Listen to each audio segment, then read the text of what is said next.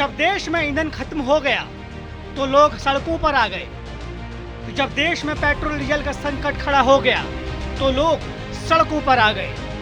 जब देश में महंगाई चरम पर पहुंची तो लोग सड़कों पर आ गए। जब खाने पीने के सामानों की कमी होने लगी तो लोगों ने सड़कों पर उतरकर नाराजगी जाहिर की।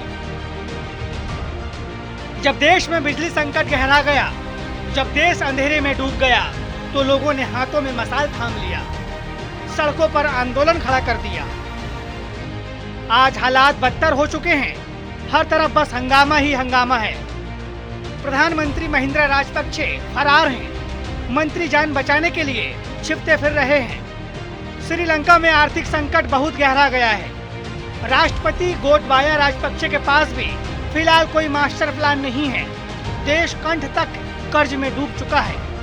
आज लोगों के पास भी किसी बेहतर सरकार का ऑप्शन नहीं है, क्योंकि विपक्ष के हाथ भी खाली हैं। किसी को नहीं सूझ रहा है कि देश को किधर लेकर जाए। इस गंभीर आर्थिक संकट से देश को कैसे निकालें। श्रीलंका की जनता आज हताश है। श्रीलंका की जनता आज निराश है। श्रीलंका की जनता राजपक्षे परिवार को इस बुरे हालात के लिए जिम्मेदार मान रही है। लेकिन बड़ा सवाल यही है, जब देश की राजनीति में परिवारवाद इस तरह फैल रहा था, जब देश की राजनीति में राजपक्षे परिवार यूं जड़ें जमा रहा था, तब श्रीलंका की जनता ने विरोध दर्ज क्यों नहीं कराया? विपक्ष की बातों पर तब ध्यान क्यों नहीं दिया? तब श्रीलंका की जनता मूक दर्शक क्यों बनी रही? श्रीलंका पर राजपक्षे परिवार के कब्जे की कहानी एक दो दिन की बात नहीं है। करीब 9 दशक पहले से ही इसकी पटकथा लिखी जाती रही। सरपंच से शुरू हुआ परिवार का सियासी सफर आज राष्ट्रपति के पद तक पहुंचा है। राजपक्षे फैमिली हम्बनटोटा से ताल्लुक रखती है। इसी परिवार के डॉन डेविड राजपक्षे पहली बार सरपंच बने। डॉन डेविड राजपक्षे के बेटे डॉन मैथ्यू राजपक्षे 1936 में सियासत में आए।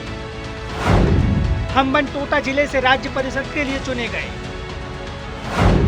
1945 में उनके भाई डॉन एल्विन राजपक्षे परिषद का चुनाव जीते।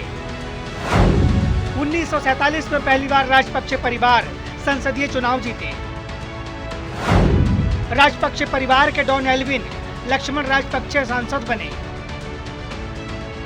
इस जीत के बाद राजपक्षे परिवार ने श्रीलंका की सियासत में पैर जमा लिया। धीरे धीरे श्रीलंकाई सियासत में राजपक्षे परिवार सबसे बड़ा परिवार बन गया। आलम यह है कि टॉप से लेकर बॉटम तक सभी पद राजपक्षे परिवार की गिरफ्त में रहा। पिछली सरकार में 4 भाई और उनके बच्चे सबसे बड़े पदों पर थे। गोटबाया राजपक्षे श्रीलंका के राष्ट्रपति हैं। महिंद्रा राजपक्षे अब तक प्रधानमंत्री पद पर थे। चामल राजपक्षे सिंचाई मंत्री और बासित वित्त मंत्री। महिंद्रा राजपक्षे के बेटे नमल खेल मंत्री रहे और वहीं योशिता राजपक्षे पीएम के चीफ ऑफ स्टाफ रहे। चामल के बेटे शशिंद्रा कृषि राज्य मंत्री। महिंद्रा राजपक्षे का भांजा निपुण रनाव का राज्य मंत्री रहा। महिंद्रा राजपक्षे इस्तीफा दे चुके हैं, जबकि मंत्रिमंडल के सदस्य पहले ही इस्तीफा सौंप चुके हैं। लेकिन जिस तरह के हालात श्रीलंका में बने हुए हैं, विपक्ष से लेकर आम जनता सभी राष्ट्रपति गोटबाया राजपक्षे से कुर्सी छोड़ने को कह रहे हैं। राजपक्षे परिवार श्रीलंका की सियासत में पूरी तरह काबिज होता गया। आज बेशक परिवार के खिलाफ लोग मुखरता के साथ सामने आ रहे हैं, हिंसक विरोध प्रदर्शन भी कर रहे हैं, लेकिन पहले कभी ऐसा विरोध देखने को नहीं मिला। अपने देश को सियासी बंधक बनते देखते रहे श्रीलंका के लोग। विपक्ष भी कुछ ज्यादा नहीं कर पाया। बताया यही जाता है कि चीन के शिकंजे में जिस तरह से आज देश फंसा है, ड्रैगन के कर्ज जाल में जिस तरह से श्रीलंका फंसा है, उसकी शुरुआत भी महिंद्रा राजपक्षे ने ही सालों पहले की थी।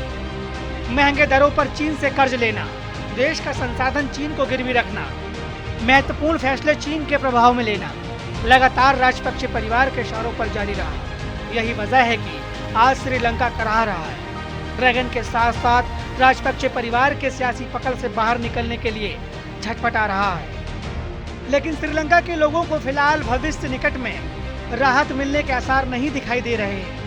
कहना गलत नहीं होगा, राष्ट्रहितों को यूं नजरअंदाज करना श्रीलंका के लोगों पर भारी पड़ गया। Bureau report, news India.